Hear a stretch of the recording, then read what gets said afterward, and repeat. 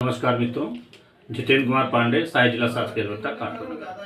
मैं आज माननीय इलाहाबाद उच्च न्यायालय के जस्टिस शेखर कुमार यादव द्वारा criminal miscellaneous appeal 17,782/18 Anuj Kumar Pandey आज बनाम स्टेट ऑफ यूपी आदि में धारा 203 में कंप्लेंट फाइल खारिज होने के बाद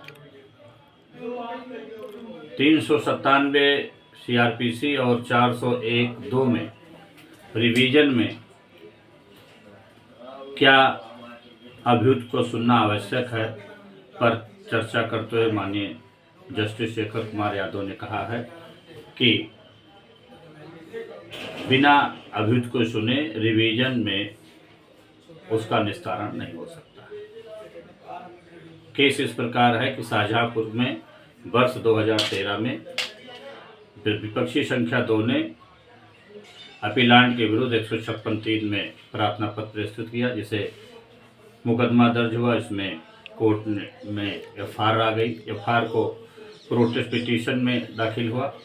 प्रोटेस्ट पिटीशन होने के बाद माननीय न्यायालय ने प्रोटेस्ट जो एफआर आई थी उसे रद्द करके प्रोटेस्ट पिटीशन में 202 के बयान हुए और साक्ष्य न पाने पर मेरिट के आधार पर 203 में रिवीजन खारिज कर दिया। इस पर विपक्षी सेशन कोर्ट में रिवीजन दाखिल किया और ये कहा कि इसमें सेशन कोर्ट ने जो 2016 में ऑर्डर किया उसमें बिना अभियुक्त को सुने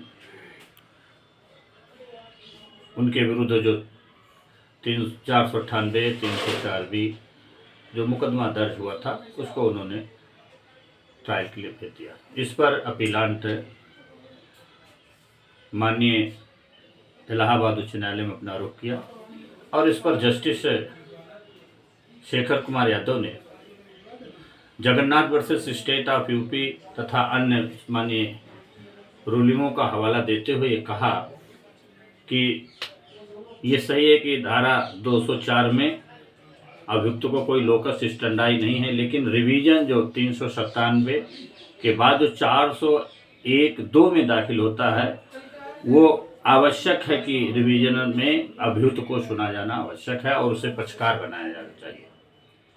निश्चित रूप से हम लोग किसी व्यक्ति के विरुद्ध मुकदमा दर्ज कराते हैं, 156(3) में पुलिस ने चार्जशीट लगा दिया या एफआर लगाई। एफआर लगाने के बाद उसमें एक ही तरीका का हम उसकी नाराजी प्रार्थना पर, जिसको हम लोग प्रोटेस्ट बोलते हैं, दाखिल करते हैं।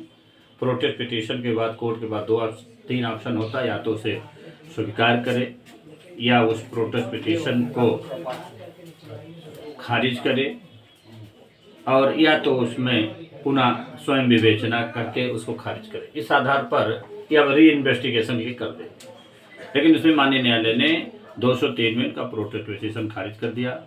इस पर रिवीजन कोर्ट ने इन्होंने अभियुक्त को पक्षकार नहीं बनाया और कहा उनको कोई सुनने के लिए कोई आवश्यक नहीं है और जो सेशन कोर्ट का ऑर्डर था उसके विरुद्ध ये क्रिमिनल मिसलेनियस अनिल कुमार जी ने माननीय इलाहाबाद उच्च न्यायालय में पिटीशन फाइल किया। और निश्चित रूप से मैं आपको बता रहा हूँ 401(2) में सीआरपीसी में ये आवश्यक है कि अभियुक्त को रिवीजन में सुना जाना आवश्यक है, उसे पक्षकार बनाया जाना चाहिए।